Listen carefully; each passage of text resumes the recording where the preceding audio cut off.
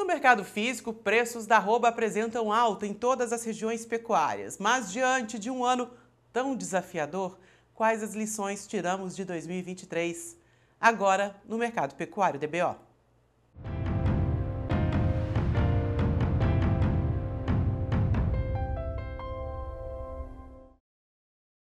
Auditores chineses estão no Brasil essa semana para inspecionar frigoríficos e possivelmente ampliar a lista de plantas habilitadas a exportar carne bovina para a China.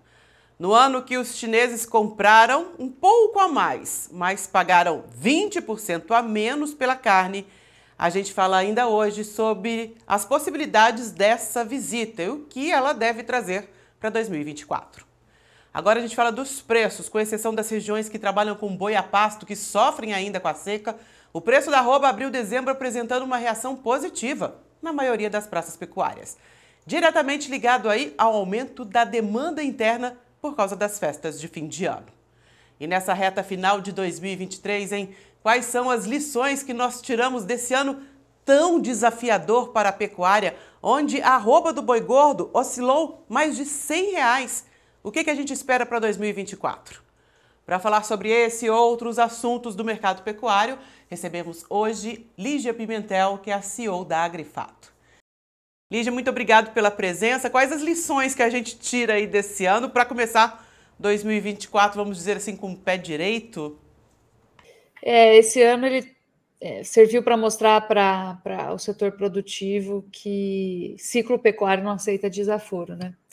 Então, nós tivemos um 2020, um 2021 já parcialmente, né, já não completamente, mas um biênio positivo, né, de preços em alta muito explosiva, apesar de o consumo doméstico estar enfraquecido por conta da crise econômica, da pandemia, dos lockdowns, da baixa atividade econômica, mas a gente conseguiu passar muito bem esse biênio, né, que trouxe como consequência investimentos que expandiram a capacidade produtiva brasileira e que trouxeram hoje uma oferta maior a ser disponibilizada para abate, né, para os frigoríficos, ainda dentro de um cenário de consumo doméstico complicado, e aí a gente viu de fato a força, né, que esse investimento conjunto, massivo, né, generalizado traz para a oferta e o que isso faz com os preços, né? Então 2023 tem sido um ano muito difícil, e que traz a comprovação do ciclo pecuário e da sua influência sobre os preços. Não só do ciclo pecuário, mas de um consumo também que a gente somou aí engatinhando, de uma China pressionando nos preços, de uma conjuntura econômica que tornou esse ciclo pecuário ainda mais intenso, vamos dizer assim, o mais intenso que a gente já viu. Na verdade, o ano passado já foi um ano de queda de preço. 2022 foi um ano, inclusive, em termos de margem média no ano, não pontual, né? Média no ano. Foi um ano mais desafiador ainda do que 2023, porque os custos estavam muito acelerados no ano passado e o preço da arroba veio caindo. Então, se a gente pegar a margem média de 2022, ela machucou bastante. 2023 a gente teve aquela derrocada, mas teve uma parte ali do ano em que os custos compensaram, né? Principalmente os custos nutricionais. Agora, se você observar no ano passado, pegar ele exclusivamente como análise, foi recorde histórico nosso de exportações, né? Gerais, não só para a China. A gente nunca exportou um volume tão grande de carne e mesmo assim o preço caiu.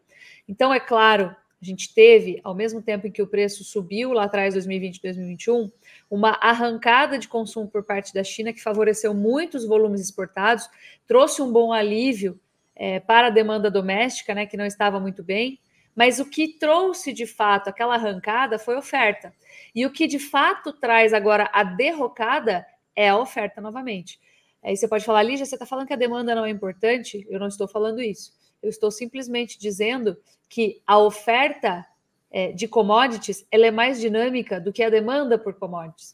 Então, nós tivemos, sim, uma diminuição de demanda esse ano por parte de China. Nós estamos projetando uma queda nas exportações na ordem de 4%, tá, para esse ano, mas nós estamos projetando um aumento de oferta de carne maior do que essa queda de exportação, ou seja, o aumento da disponibilidade de carne é maior, né? E ainda vem a corroborar com essa queda das exportações. A queda de China, agora ocorrida em 2023, a gente não observa ela como uma coisa muito negativa, Por quê? Porque a China cresceu muito de 2015 até 2019 e de 2019 para frente ainda mais, né? Um ritmo de crescimento muito mais acelerado depois da peste suína africana que acometeu ali a produção de suínos daquele continente, daquele país e daquele continente também. Chegou até na Europa, enfim, chegou até nas Américas. Mas o ponto é, o que a gente vê agora é um respiro, ou seja, uma coisa que subiu muito e agora se acomoda nesses patamares. A gente não vê uma inversão de tendência, e sim uma acomodação em patamares ainda altos. O que tem prejudicado mesmo os preços é o aumento da oferta, tá bom? Isso é bem claro. A oferta ela traz a mudança de preços de uma forma muito dinâmica. E aproveitando esse gancho, o que a gente pode falar dessa visita aí dos auditores chineses justamente essa semana no Brasil? Traz um otimismo para 2024? Alguma mudança? Com certeza é algo positivo, né? A possibilidade de se ampliar a nossa rede de distribuição, se ampliar o número de plantas habilitadas a exportar boi para a China é sempre uma forma de aliviar, principalmente de maneira regional, né? Às vezes você depende de uma planta só, ou às vezes na sua região não tem planta habilitada, você poderia pleitear aí, inclusive, um ágio, né, naquela arroba em determinados momentos. O ágio do boi China ele é bastante interessante na remuneração, né, para compor ali a margem. Então, com certeza é uma notícia positiva. A gente precisa ver agora como isso vai ser feito. No passado era feito por ordem de chegada, né? Quem se cadastrasse primeiro ali para tentar a habilitação ia sendo liberado nessa ordem aí de chegada. Agora a gente não sabe como que vai ficar, se vai ser em lote, se vai ser por unidade, se vai ser por ordem de chegada. A gente vai ver como isso vai ser trabalhado daqui para frente. A gente recebeu algumas perguntas aqui que tem muito a ver com 2024, né? Praticamente 2023 já ficando para trás. O Daniel Barr, ele quer saber qual a expectativa de preço para o novilho precoce em 2024.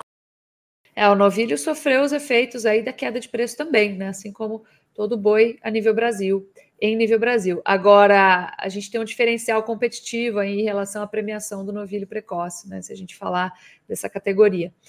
No próximo ano, a gente estima, né, que já vamos sentir a falta de reposição, porque 2023 foi um ano clássico de livro didático, né? De liquidação de fêmeas. Então, assim, isso ficou muito claro. Nós abatemos 40% mais fêmeas do que no ano passado. Foi um ano de liquidação. Esses anos, eles acontecem, eles têm uma eliminação das fêmeas do rebanho, né, de forma muito acelerada, e nós já estamos sentindo no preço do bezerro uma certa firmeza. Por que isso não está mais evidente ainda? Né, essa firmeza do preço do bezerro, que depois vira novilho, que depois vira garrote, boi gordo, e depois fecha o seu ciclo, né? Mas começa tudo com o bezerro. O bezerro é o precursor da alta do boi gordo. A gente não vê ainda porque está todo mundo muito descapitalizado. Então, saindo de uma fase de crise, está todo mundo muito machucado para entrar com investimentos vultosos. Alguma parte dos produtores ainda não enxerga que a gente vai sair dessa crise, sempre tem os mais pessimistas que vivem, claro, estão saindo aí de um buraco, né, de uma situação muito complicada que foi 2023, muito desafiadora, ainda não conseguiram sentir isso no bolso, nas movimentações de mercado físico, mas o que a gente entende é que para o ano que vem deve faltar bezerro e isso deve começar a refletir de leve nas categorias de reposição. Agora, não ainda no boi gordo. Por quê? Porque normalmente a gente tem 2 a 3 temporadas de liquidação de fêmeas e nós passamos por uma só, tá? Então, muito provavelmente nós vamos ter mais uma, não tão ruim quanto 2023. 2024 vai ser um ano, na nossa visão, vamos ver se confirma, mas na nossa visão vai ser um ano nem lá nem cá, um ano de cotações lateralizadas, sem grande empolgação, mas o bezerro já começando a dar sinais de alta antes que o boi gordo dê. Então, se a gente tiver ainda uma parcela de liquidação de fêmeas, isso representa uma oferta adicional de animais para o abate, dentro de um consumo também ainda enfraquecido. Ou seja, ainda tem oferta para entregar. E aí nós veríamos sobre as categorias de abate, né, voltadas para a produção de carne, a reação de preços apenas em 2025, virada também para 2026. Agora, 2024 já vai ser um ano positivo, muito possivelmente, para as categorias de reposição, não para as categorias de produção de carne.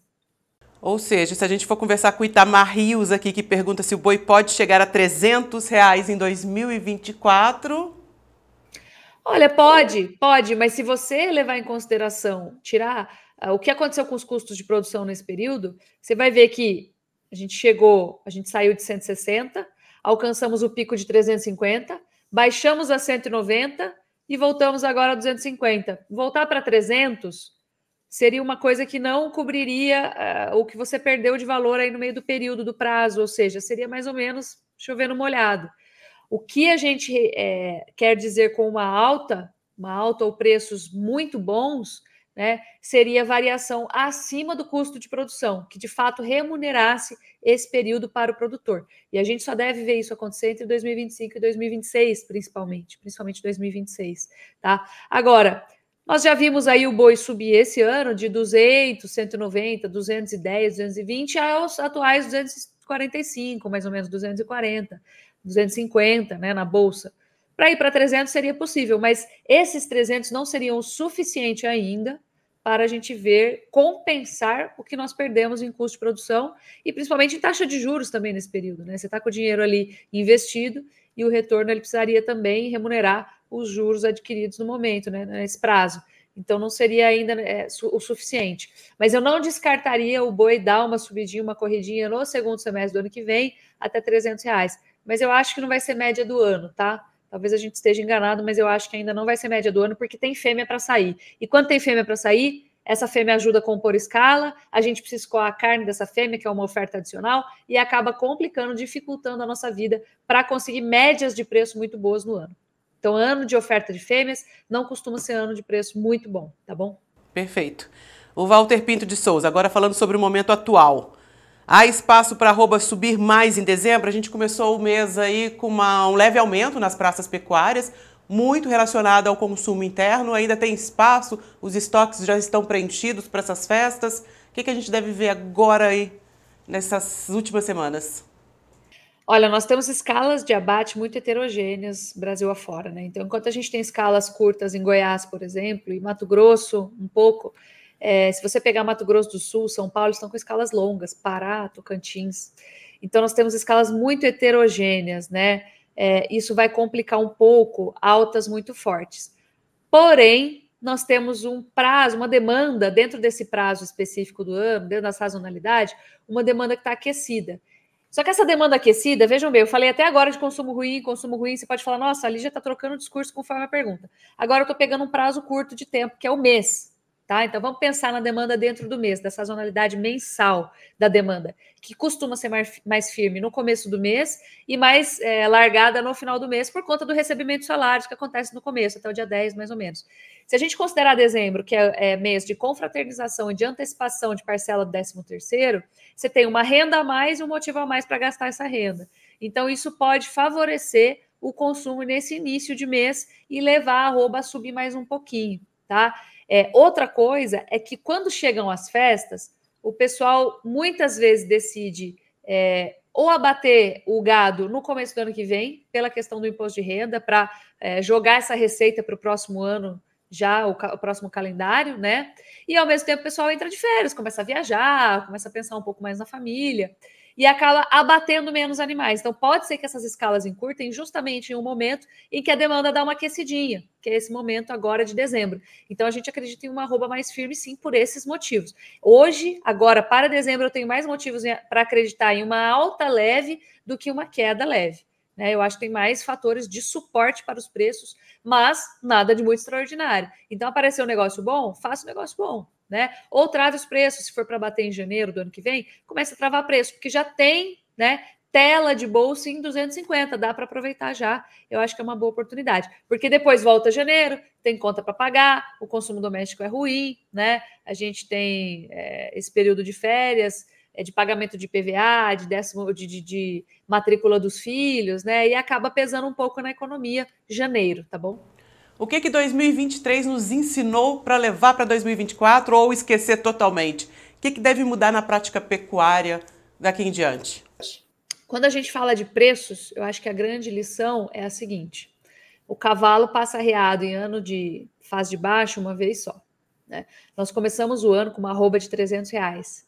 E muita gente que eu conheço ficou esperando os 310, 320 para comercializar, para fazer a comercialização antecipada, que a gente chama de trava de preços, ou a gente chama de hedge, né? de gestão de risco de preços, enfim, tem vários nomes que a gente pode dar para isso. Como eu falo de preços de comercialização, eu acho que a grande lição é a gente tem que fazer a trava de preços, a comercialização antecipada, como uma forma de estabilizar o nosso caixa, de estabilizar o nosso resultado, principalmente, e não como uma forma de buscar preços mais altos. Em anos de baixa, o risco é muito alto. Então, tem uma frase que diz o seguinte: não há nenhuma garantia de que o preço com hedge, o preço com a trava, vai ser melhor do que o preço sem a trava. O que a gente está fazendo aqui é simplesmente estabilizar o resultado. E é o que precisaria ter sido feito lá no começo do ano. É um ano arriscado, ninguém gosta de acreditar, todo mundo fica bravo quando a gente fala, mas de fato a dificuldade veio, né? E a gente teve uma perda de mais de R$100 para a arroba ao longo do ano, até o seu fundo aí, que aconteceu em agosto. Então foi uma queda, assim, muito dolorosa, né? Praticamente 30% de desvalorização do nosso ativo. Então, se a gente pudesse ter vendido lá no começo do ano, todo mundo com certeza teria vendido, né? Teria utilizado as ferramentas. Então, ano de fase de baixa não aceita desaforo, acho que esse é o grande aprendizado. Se a gente tiver algum tipo de programação para facilitar a nossa decisão, para tornar a nossa decisão mais racional, melhor ainda. O que seria isso? Custo de produção, né? Provisão, projeção do caixa da empresa para entender como que eu vou atuar aí dentro dessa possibilidade, essa capacidade que meu caixa dá, tá certo? Quantidades que eu vou comercializar, prazos para comercializar essa arroba sem ter que ficar segurando o boi para esperar o preço voltar, que isso é estratégia perdedora, tá bom? Então, tudo isso se engloba, né? E se conversa. A gente fala entre gestão de risco de preços e gestão estratégica do negócio ali dentro da propriedade. Tudo isso veio para trazer lição como reflexo aí de 2023. Lígia, eu te agradeço imensamente a presença, CEO da Agrifato, médica veterinária, especialista em agromercado, trazendo essa aula, né, de ciclo pecuário para a gente, principalmente, que é uma consequência de algo que acontece sempre, que é o ciclo pecuário, ele existe na atividade, mas agravado por outros fatores que não estão ao nosso alcance. Por dias melhores em 2024, Lígia. Não chegarão, podem aguardar que chegarão. Obrigada pelo convite. Obrigada. E se você está assistindo esse vídeo no YouTube, não deixe de curtir e compartilhar. E siga a DBO no Instagram, @portal_DBO. As notícias mais relevantes da pecuária você encontra na revista e no portal DBO, há 41 anos, ao lado do pecuarista. Muito obrigada pela companhia e até a próxima. Tchau.